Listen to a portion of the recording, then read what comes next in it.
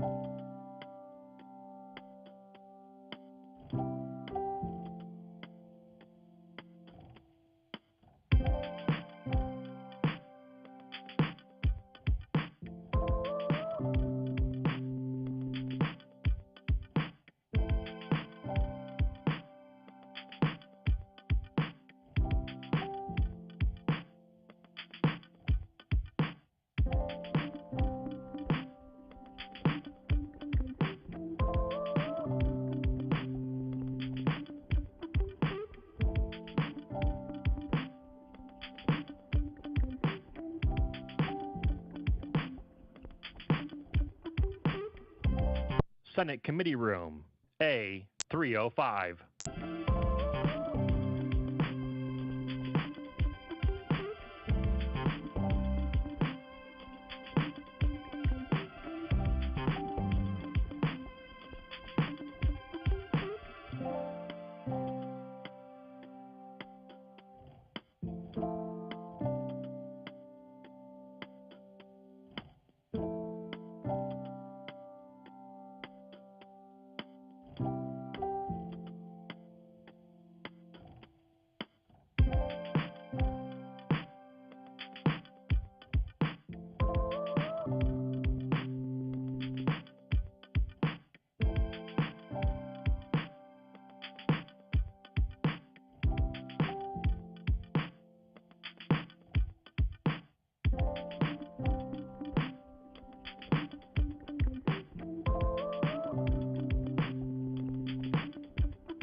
This is the Senate of Virginia, Richmond, Virginia.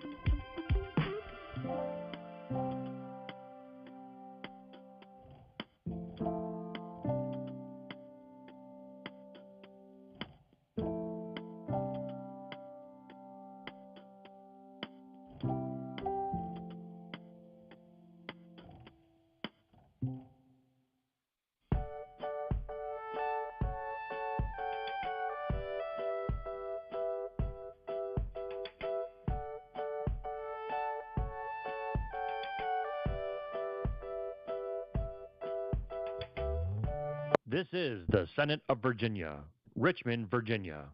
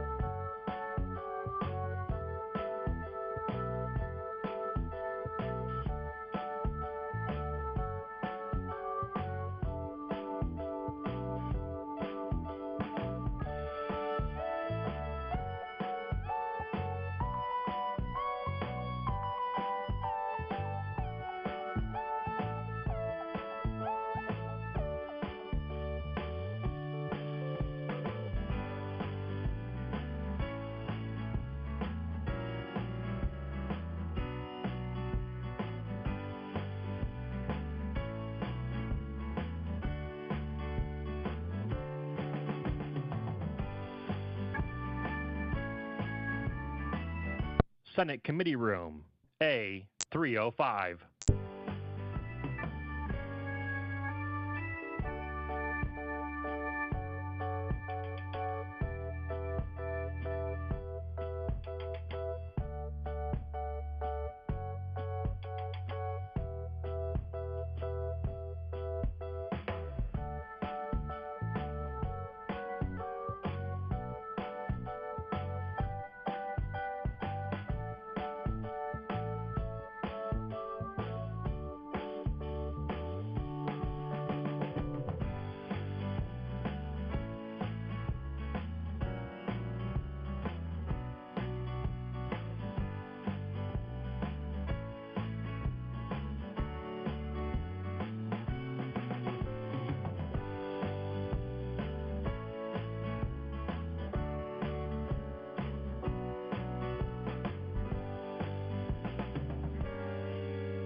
Did you know that you can watch the Senate live on YouTube?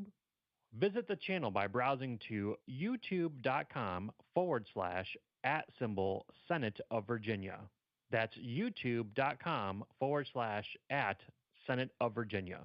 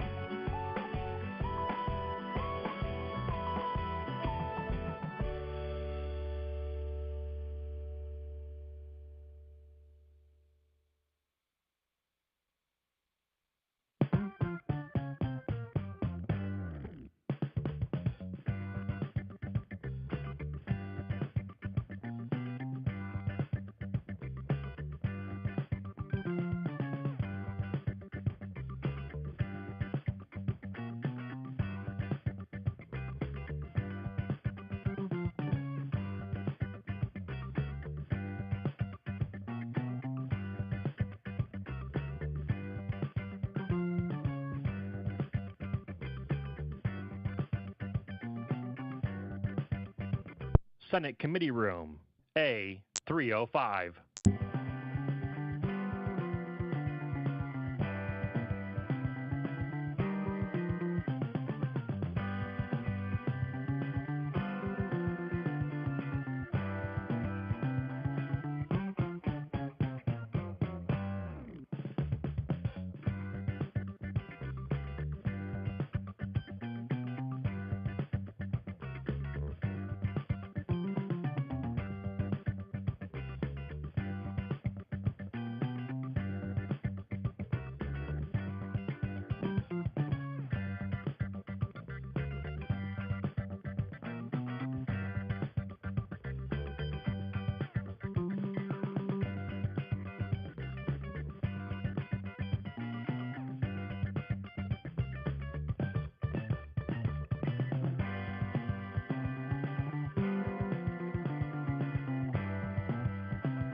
This is the Senate of Virginia, Richmond, Virginia.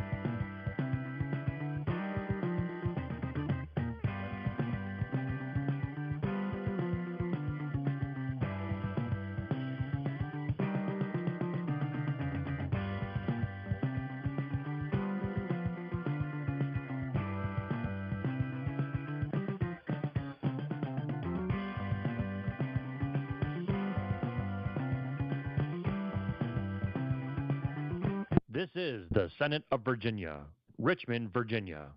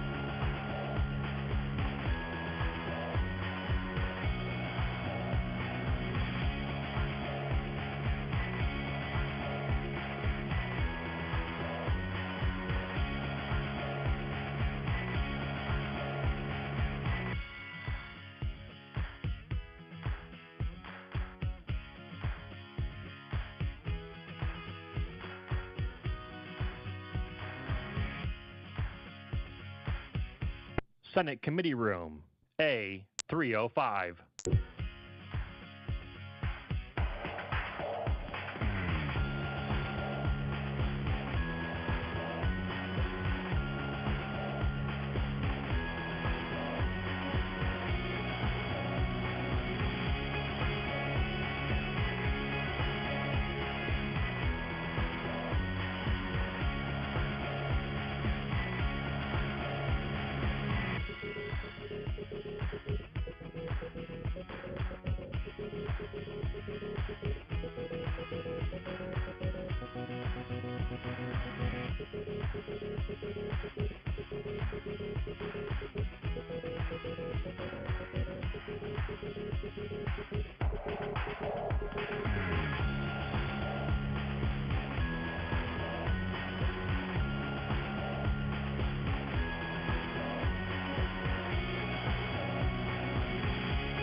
Did you know that you can watch the Senate live on YouTube? Visit the channel by browsing to youtube.com/@Senate of Virginia. That's youtube.com/@Senate of Virginia.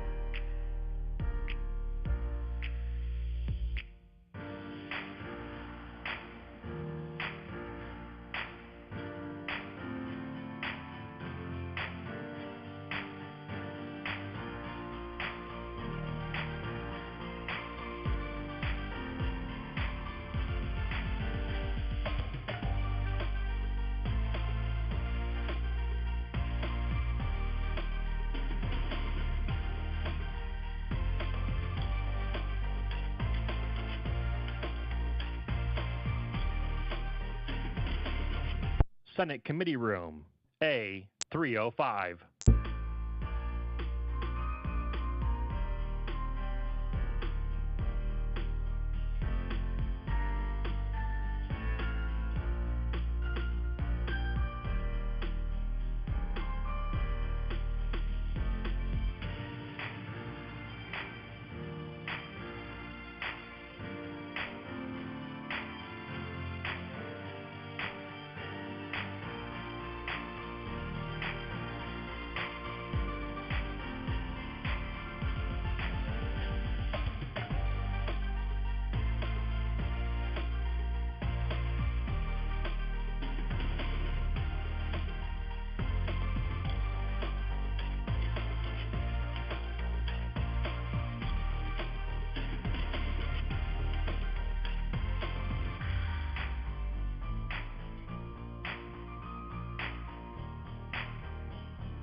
This is the Senate of Virginia, Richmond, Virginia.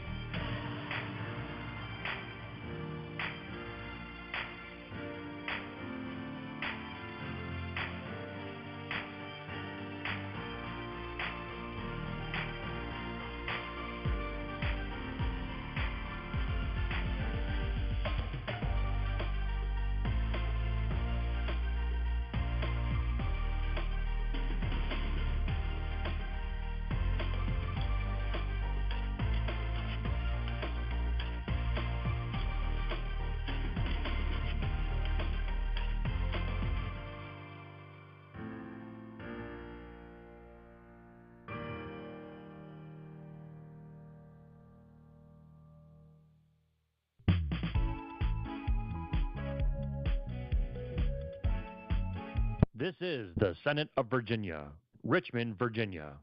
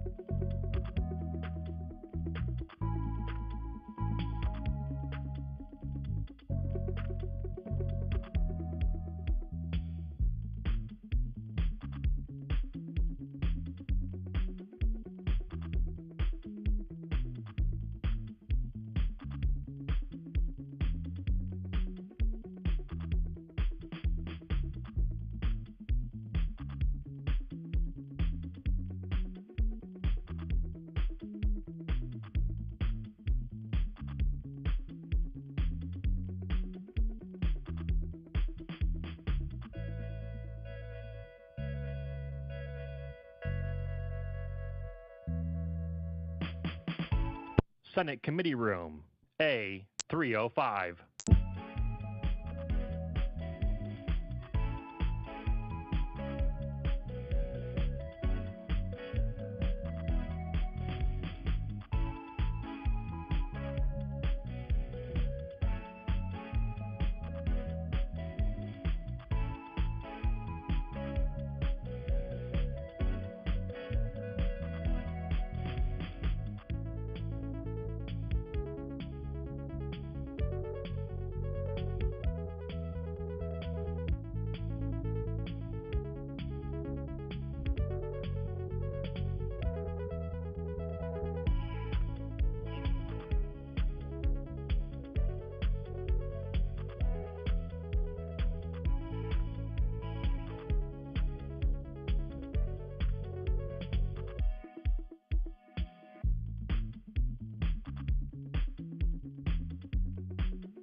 Did you know that you can watch the Senate live on YouTube?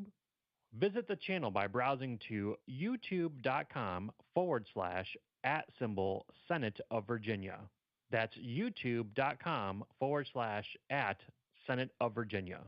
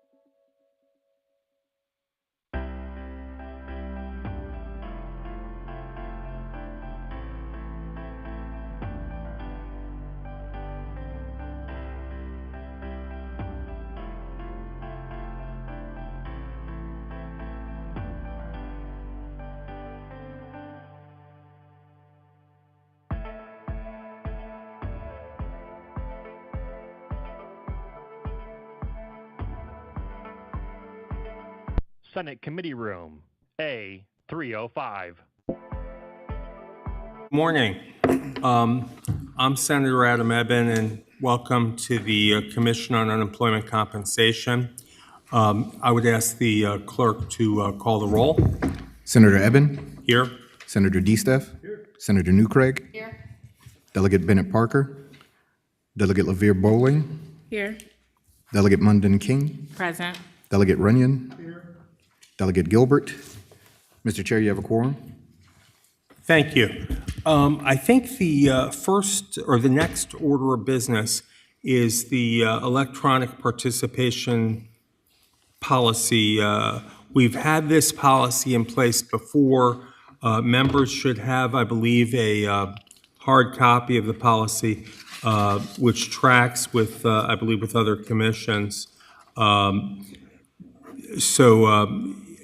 Are there questions about it, or do we need counsel to explain it at all? Does anyone have any questions about that? Okay, so then I would entertain a motion to adopt the electronic participation. Okay, all in favor, please say aye. Aye. Any opposed? Okay, so that policy is adopted.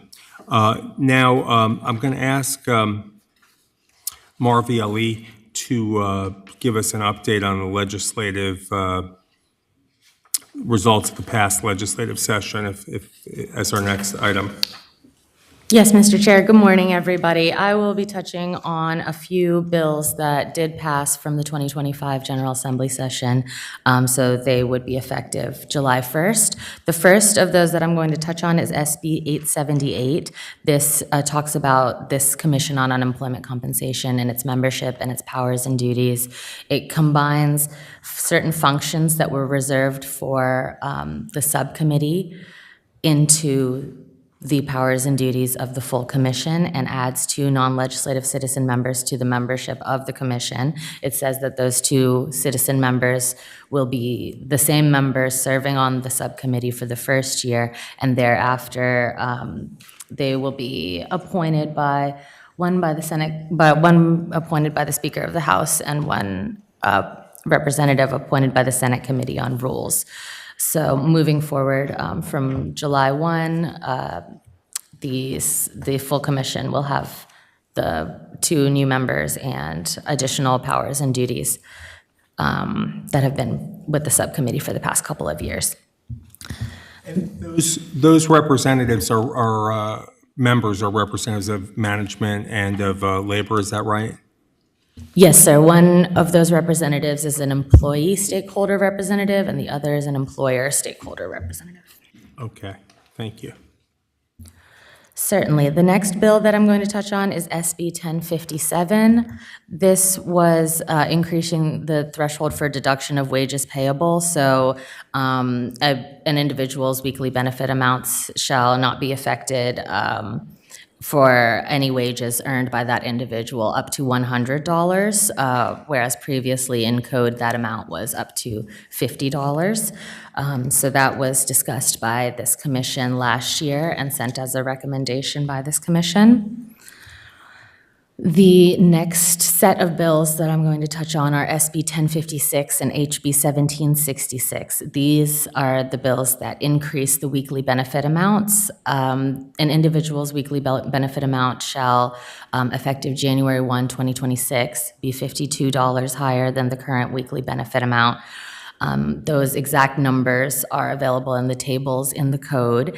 And this bill also creates a work group that no later than October 1 of this year, this commission, in consultation with the VEC, would convene a work group to meet once quarterly, and that work group would look at making annual adjustments to weekly benefit amounts rather than having a flat number increase, and whether tying it to some kind of economic metric, that's something worth looking at. So that's the task of the work group.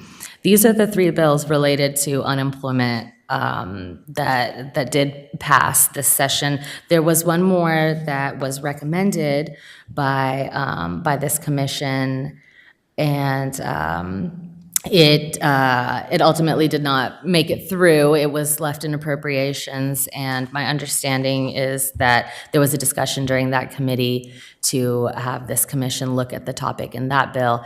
That bill was about allowing for an allowance for dependents of individuals that are getting weekly benefits. So I think that's something that this commission would look at in the future, but it is not something that was codified this past session. And I'm happy to take questions about any of those, and I think that that the agency is also here to talk about how some of those changes will affect their operations. Thank you. Thank you.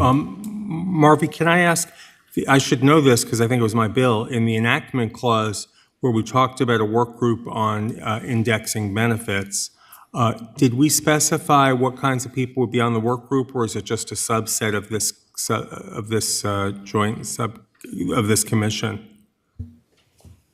So the work group, it needs to include employee and employer stakeholder representatives, and since it's convened by this commission and in consultation with the VEC, I imagine there would be members of this commission, the agency, and then as far as membership goes, it just says someone from the employee side and someone from the employer side need to be present, sir. Okay. I'll be naming members of the work group at a later date, but if there's anyone who's a particular desire to serve on that work group or have input on it, please let me know. We next have a presentation from the Virginia Employment Commission from Commissioner Mitch Mellis of VEC. Mitch, do you want to come forward? Thank you for being here again. Welcome. To be before you today. My name is Mitch Mellis. I'm the Commissioner of the Virginia Employment Commission. And as requested by the committee, we're prepared to provide information on the transformation and current key performance metrics of the VEC and the impacts of the 2025 legislation which increased the weekly unemployment benefit amount. At the Virginia Employment Commission, we spent the last 3 years realigning how we work, how we serve, and how we deliver results.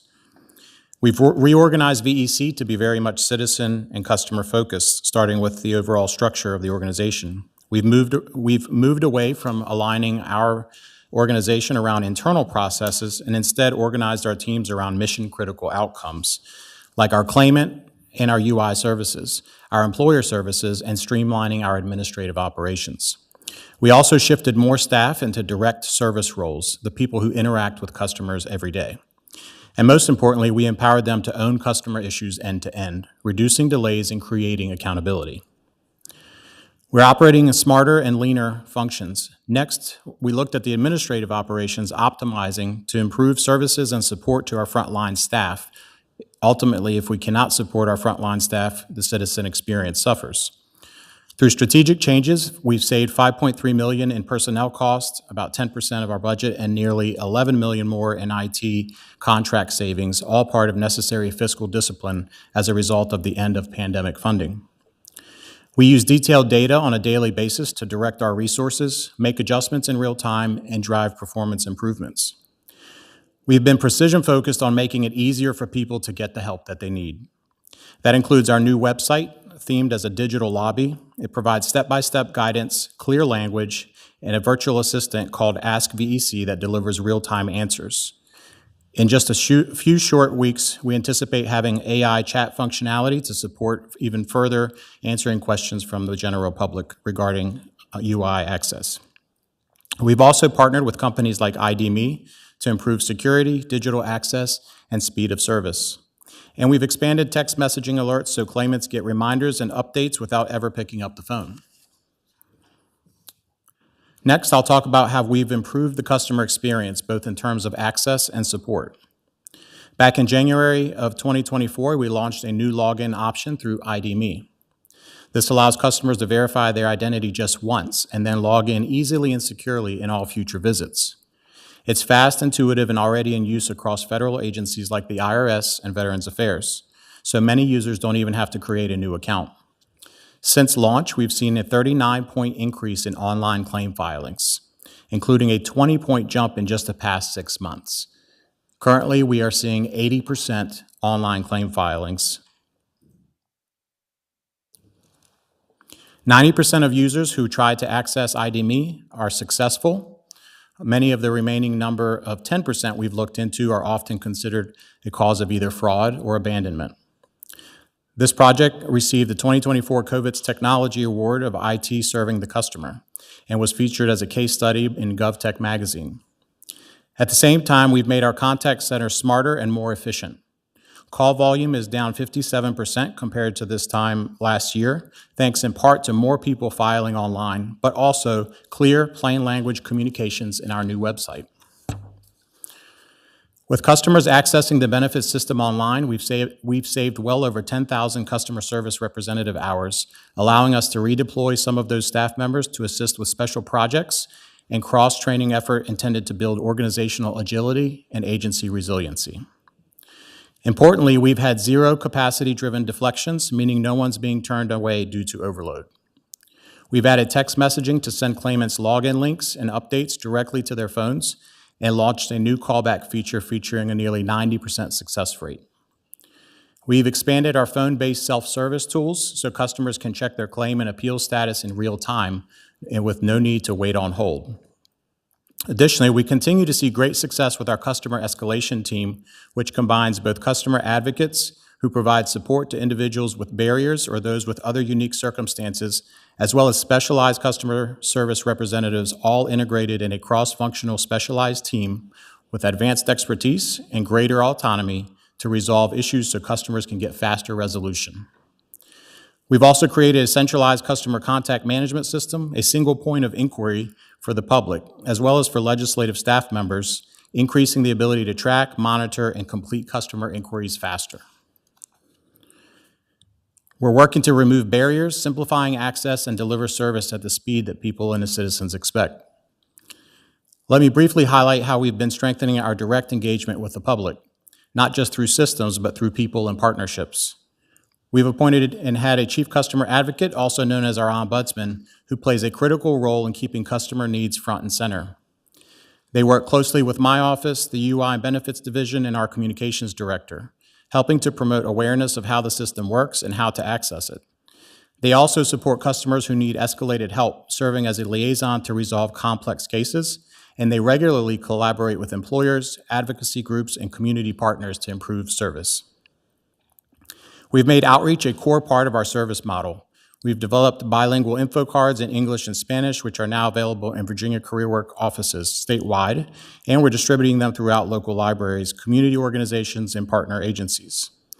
We're active in community town halls and resource days, helping educate the public face-to-face as well as virtually. As an example, a few weeks ago, the Virginia Works and Virginia Employment Commission held constituent service information session for offices of members of the General Assembly. We've also held and participated in virtual town halls and in person to assist individuals impacted by federal workforce reductions. We continue to share helpful updates through our social media platforms while also working to improve all our communications with clear, plain language. We've strengthened our partnerships with groups like the Virginia Poverty Law Center, Social Action Linking Together, and the National Employment Law Project. We consider these not just stakeholders, but solution partners, helping us deliver better service with a shared sense of mission. We believe it's not just about policy or systems, it's about building relationship, trust, and access for individuals accessing UI system. I'd like to briefly highlight how far we've come in delivering timely, accurate unemployment decisions and payments, and more importantly, how we're completely transformed our appeals process following the successful transformation of our adjudication process, which was completed in 2022 and 2023. In the last 2 years alone, timely decisions rose from 22% to nearly 90%, well above the 80% target. Timely first payments increased from just 20% to nearly 85%, approaching the federal 87% benchmark.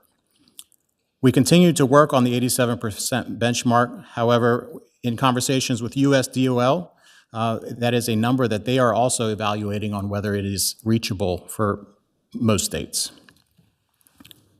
We are surpassing national averages for our adjudication metrics.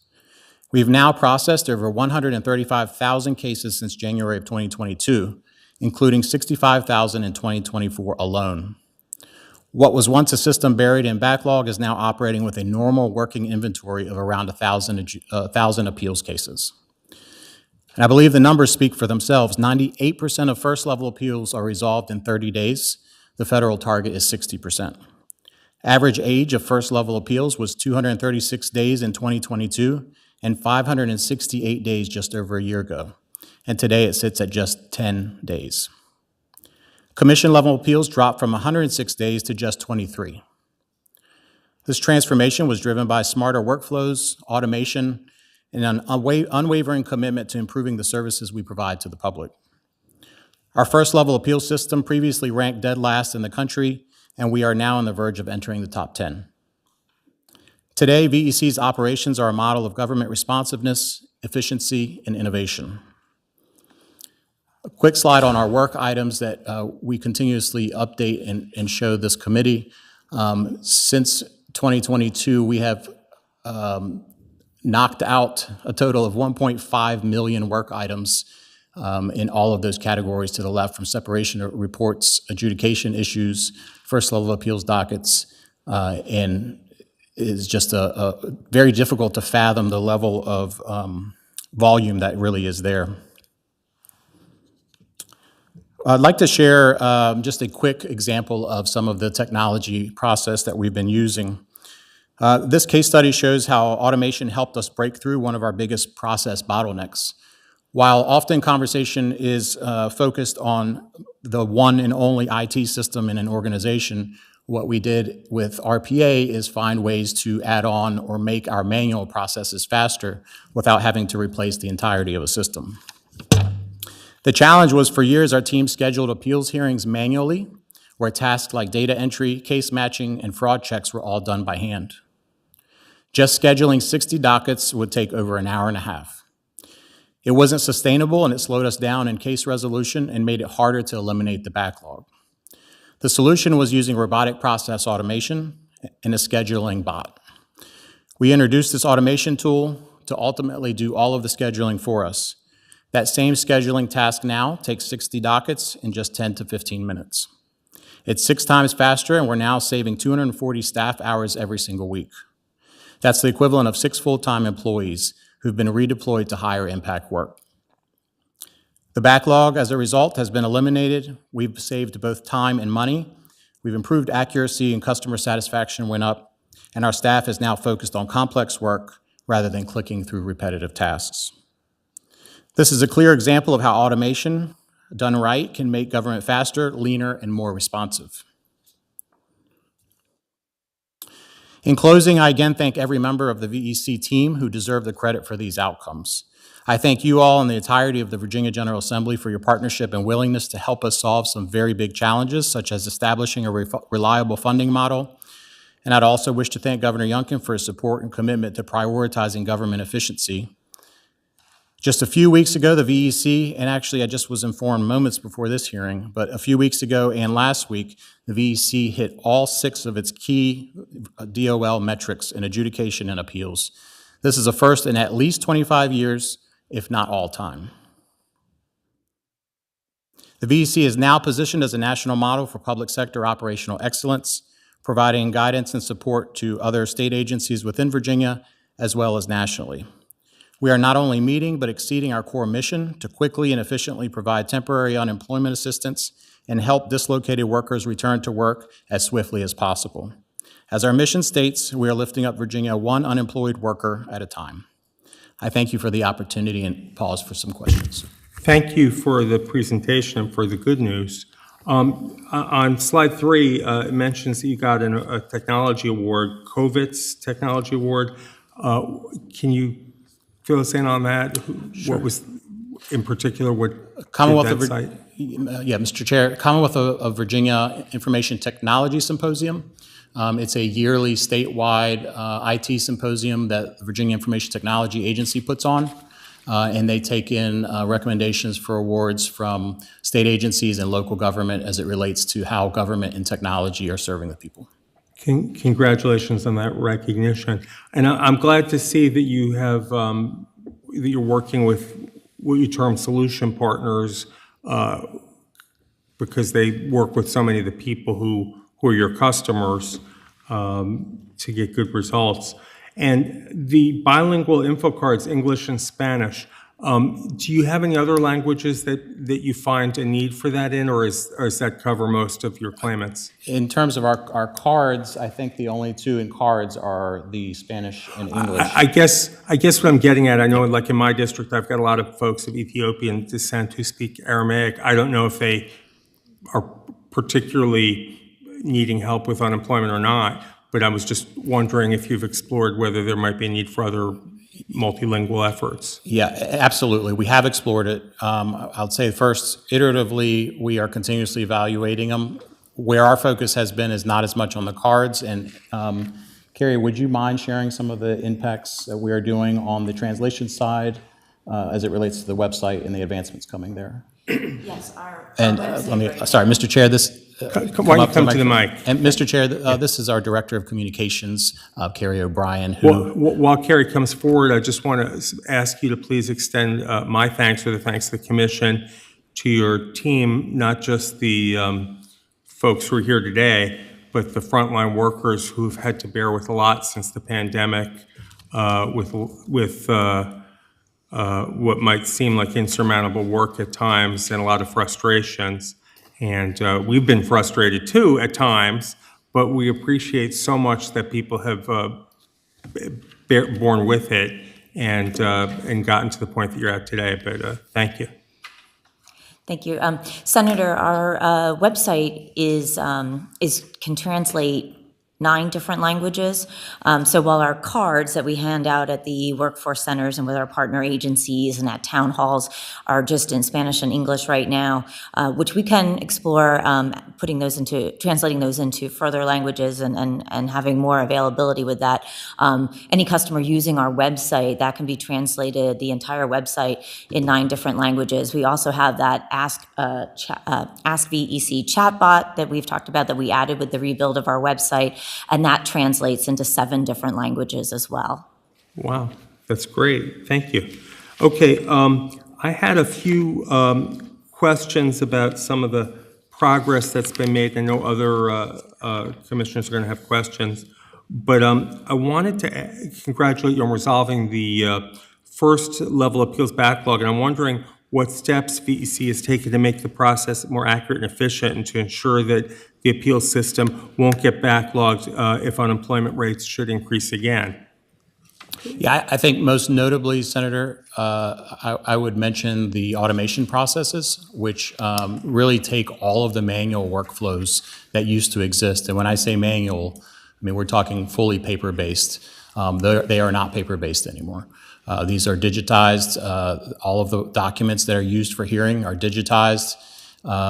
The workflow, a lot of it, the process of actually clicking through the system is done by a scheduling bot, and we are advancing the use of those bots even further because they are relatively no or low code, which are not very expensive in comparison to changing an entire system. Additionally, we have a lot on that's on the technology front. in the process front. On the personnel front, how we organize is very different than previously. What used to be structured in silos within even the appeals division are now operating in kind of these pods of collaborators. So you have paralegals working with the actual hearings officer, working with administrative staff, and they are all in these teams of teams. It sounds very kind of cliche, but ultimately at the end of the day, what that allows for is more movement. And if someone completes a task, they're not waiting for the next person to now take it on, do their part, and go on. Work just continues to occur and happen. Personally, very familiar with your resiliency plan, which is required annually to the Department of Planning and Budget. But I guess it helps us look and plan together to prepare for any future recession. And I'm wondering if there are written documents associated with this planning and how members of the commission could get a copy of that documentation if we should want to see them. Absolutely. Mr. Chair, we anticipate by November having the resiliency plan fully completed. A lot of it is the memorialization of what's been done in this transformation the last few years. And so it is relatively voluminous, but November is when we anticipate the completion of the resiliency plan. We have done a soft test of the resiliency plan in coordination with the Virginia Department of Emergency Management approximately 3 months ago. And that, again, was a soft test to just run through the process as we are iterating to get the full resiliency plan. Once that is in place, we will be doing a full test of that resiliency plan. Okay, great. What efforts is VEC making to make the public aware of and ensure that they have access to the customer advocate team? That is an area that we're exploring.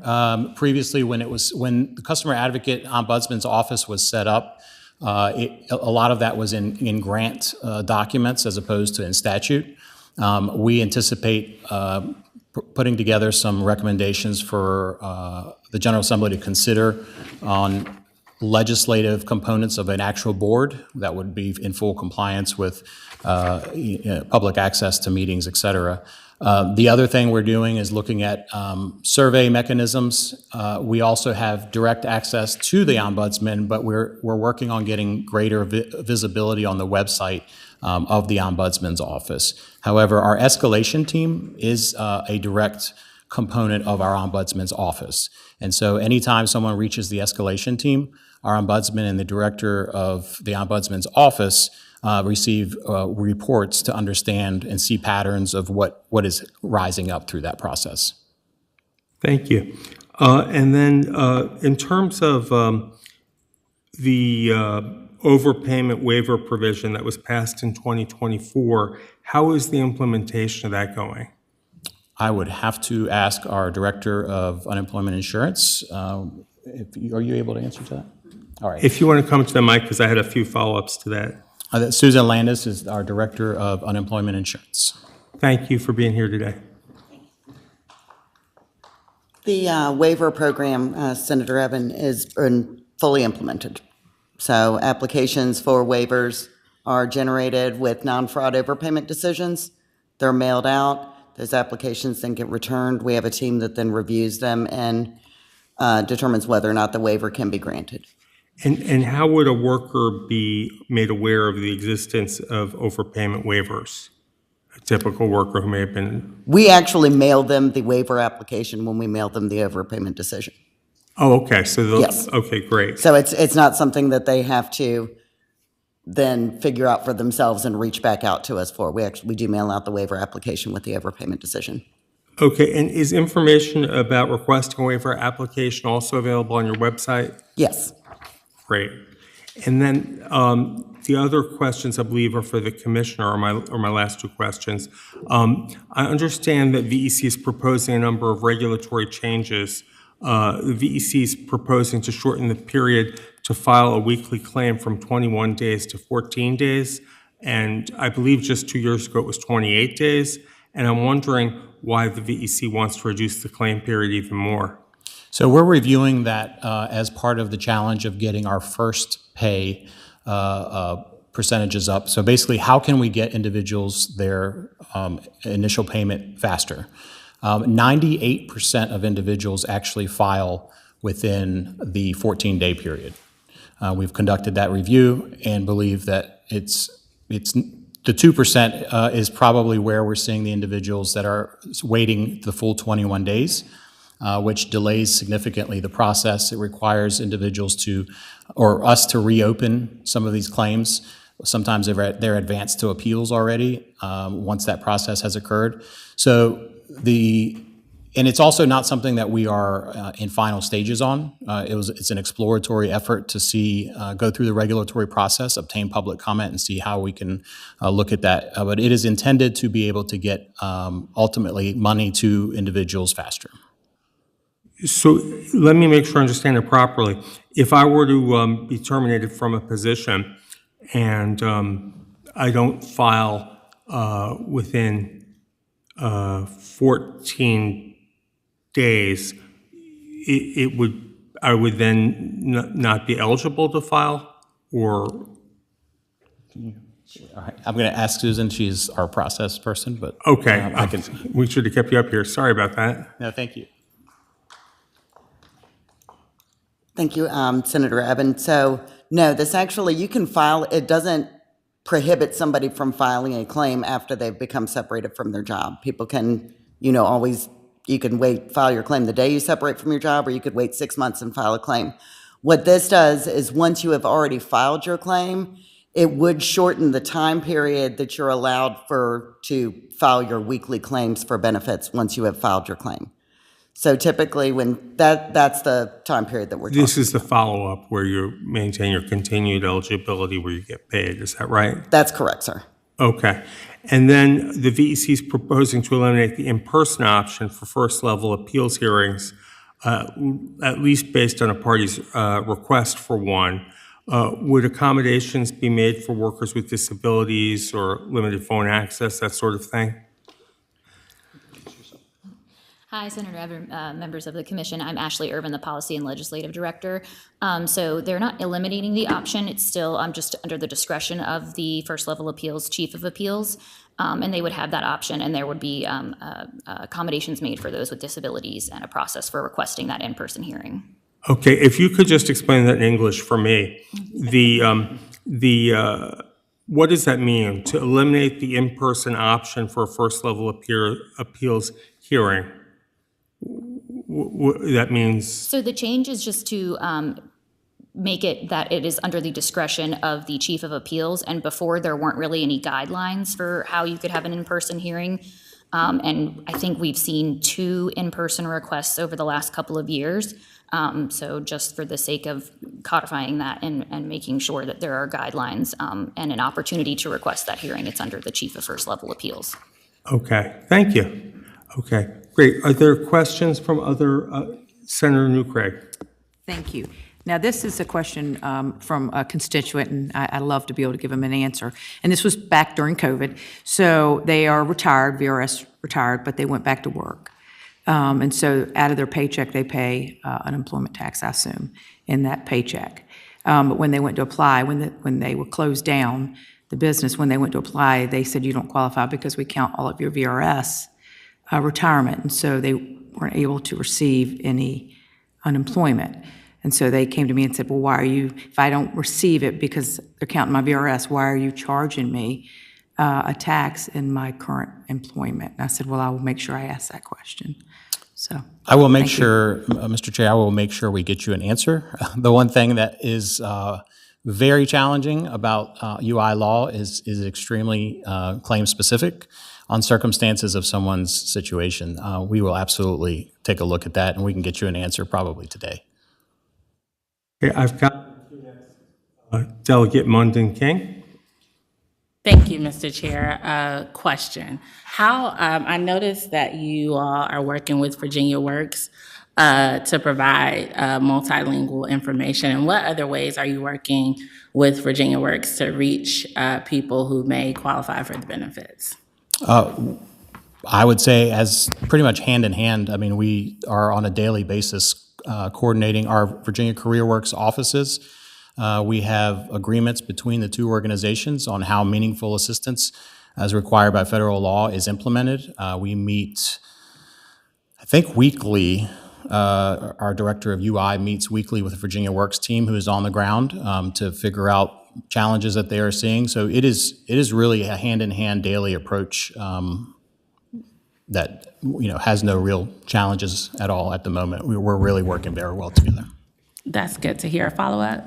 Yes, please follow up. Thank you. Since you all are working hand in hand, I've received credible and very concerning information that you all, since January, have been suppressing any publication and information that is politically inconvenient for the administration. Do you care to speak on that? I do not, because I have no idea what you're talking about. Okay.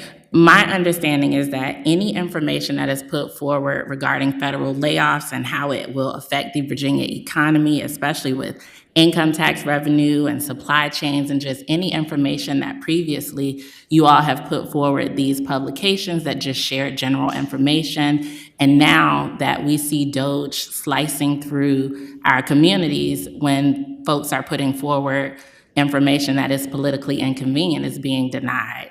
And this may not be a question for you, it may be a question for Virginia Works, but I wanted to put it out there since you all work so closely. Senator Eben, Delegate, what I can say, I've worked for the state for 20 years in classified roles and in my current role. I have not in my time at the Virginia Employment Commission nor at the Department of Professional Occupational Regulation experienced anything of what you're describing. I have not been asked to withhold information.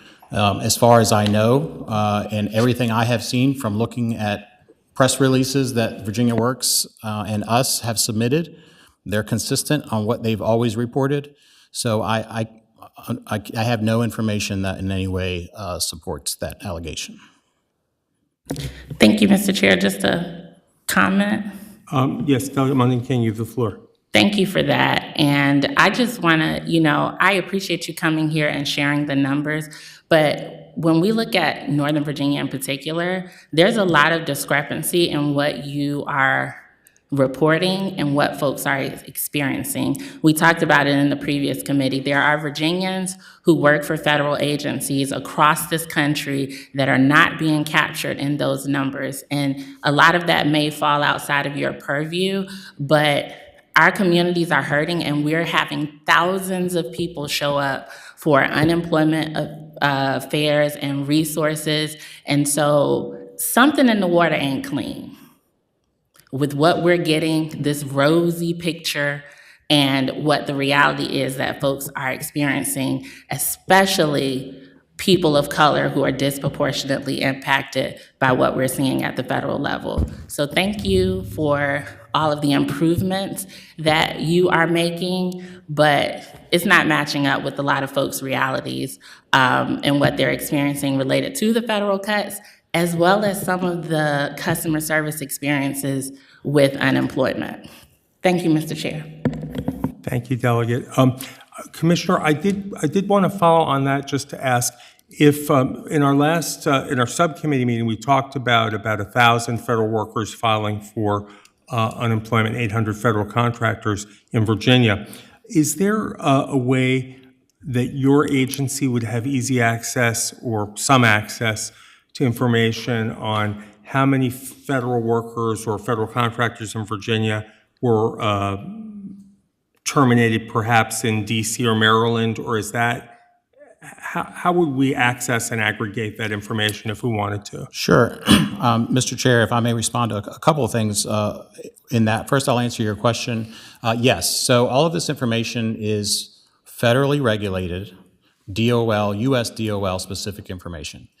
We report this information to US DOL, and there isn't really room for our own changing of numbers. I want to be clear on that.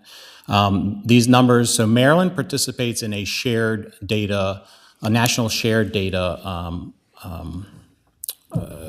conglomerate that we can get their data. DC does not, but we are actively and have been actively reaching out to get updated numbers. The numbers that I have as of Maryland was as of February, where 240 Virginians had applied that worked for the federal government for unemployment insurance in Maryland. As of the end of March, 528 federal employees had applied in DC for unemployment. These are numbers directly from the unemployment agencies and not a third party, primary source. And if I could share Virginia numbers, we are seeing 1,000 individuals have applied for the federal unemployment insurance. So these are individuals that worked for an unemployment agency, and approximately 800 more with our own tracking that is actually intended to give a broader perspective rather than just the gauges that the DOL has. So we've gone above and beyond in trying to make sure we capture all individuals impacted. That's 800. So we have seen a total of 1,800 individuals applying for unemployment. On our continuing claims, we are at 144 continuing claims for federal workers. I had another piece of information I wanted to share, but I'll wait for that. Thank you, Mr. Chair. And that information where we aggregate Maryland, DC, Virginia, or whatever else might be available, is that easily accessible, or do we need to request that, or that's already published on your website? Or so the Maryland information, we can find a cadence to, and first we'll give you the direct source, because I think you have access through the USDOL. But we are happy to provide that information. We have been working diligently to get a cadence of that data from DC, and they are obviously very busy. So they are doing their best to communicate with us and get us the data. They've been cooperative. The other thing we're doing, since this has been an iterative developing process, we are in the tail end of developing a new list, which would include the top 500 contractors, as opposed to just the top 100, which I think speaks volumes to our efforts to try and fully capture this and see all the data available. So I think by the end of this week, we'll have the full 500 contractors with the top volume that we'll be able to have some additional insight. Thank you. And Senator DeStef, did you have a question? Mr. Chairman, I was going to suggest we have Secretary of Labor come up and try to answer the allegations from Delegate Money King. I believe that he probably has some additional information that could be insightful or helpful. Thank you. Secretary Slater, did you want to come forward? Thank you, Mr. Chairman. Just to give you an idea of some of the numbers that we see, and I get a call usually once a week from Michael Martz asking about unemployment numbers. We put out a press release every week on total unemployment claims, on initial unemployment claims for that week and continuing unemployment claims for that week, and we compare it to the previous year and the previous week. And we actually have DC numbers and Maryland numbers. And to give you an idea, which we had reported, which I think Michael might have done a story, or Dave may, we reported 3,992 total initial claims last week. Maryland reported 3,813 claims. DC reported 826 claims. The week before that, we reported 2,720. Maryland reported 3,654. DC reported 804. I've got a list that goes back to about the middle of February here. Those are total claims, not just federal That's workers. total claims. That's everybody Sure. applying for unemployment across the board. When it comes to federal employees, we track in the 1,000 number, or the 993 or whatever it is, cumulative to date. That is individuals who file for unemployment, who self-identify as a federal employee. The contractors, as we said, we pull from the top 100 contractors right now. That's around 980, 990 to 1,000 combined together. That's cumulative since the first part of February. I mean, I've used the example, people are not filing for unemployment. I know the 2 times that I was laid off over the last 20 years, I filed for unemployment the very first day that I could. I recently spoke to a group of former federal employees and IT contractors in Northern Virginia. A couple of them had taken the so-called fork and were actually on payroll until this coming September, and they're exploring new careers. One lady asked me, said, she actually worked for me. She said, I took the fork, got my 23 years. I'm thinking about becoming a teacher. Who do I need to talk to about that? So we gave her information on that. Another lady indicated that she had received 4 different RIF notices with 4 different dates, and she was still working. So there's one thing to say, this is what the news or this is what some think tank is projecting. It's another thing to look at the actual raw numbers of who is filing for unemployment. And it's a dereliction of duty, and it's probably illegal to falsify any of those numbers, so we don't do that. We report the numbers that we get. I get a press release draft from VEC, or from Virginia Works actually, Virginia Works VEC, every week, and we sign off on it, and it goes out. We don't change a single number in there. We can't. So, Delegate Munn-King, I don't know what numbers you're talking about, but we report the numbers that are reported to us that we're required to report the U.S. Department of Labor. And I worked for the U.S. Department of Labor, so I know they're not messing around when we give them the numbers. Before I get to Delegate Munn-King, just as a clarification, if you are getting RIF notices or not, or if you take an early buyout or something from the federal government, while you're getting paid, if you're getting severance or something, you can't file for unemployment until it runs out, right? Correct. U.S. Department of Labor sent down a directive that basically gave guidance that said, if you are on administrative leave and still getting paid, you are not eligible for employment. Okay. And that would apply to the individuals who took the so-called fork.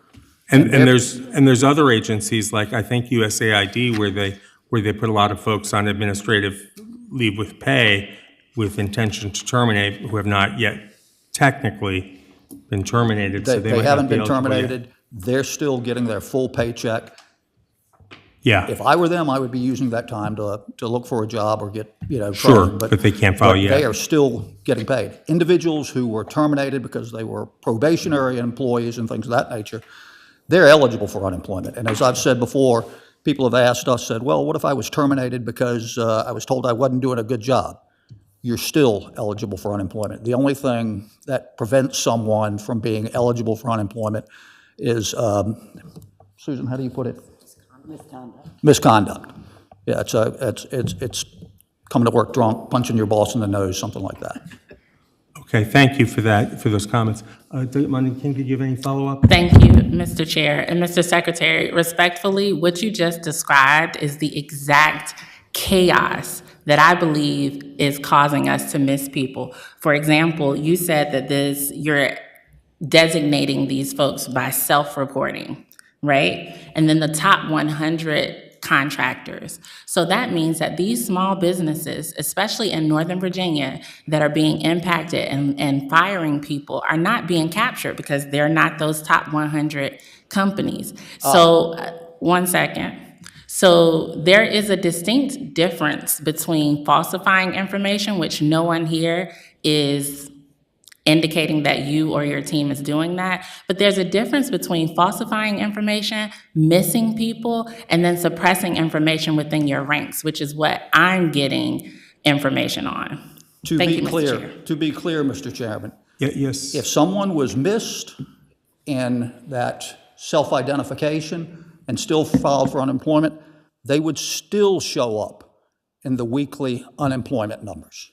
Both the initial claims and the continuing claims, that counts everybody from a coal miner in Southwest Virginia to somebody that works for Volvo, to somebody that works for a manufacturing facility in Maryland, to somebody who works at a restaurant in DC. They would still show up in all of those numbers. Certainly, point made, but you might not be able to attribute them as a federal contractor unless they're in the top 100. Is that fair to say? Right, that's why we're taking it to the top 500. Expanding that list.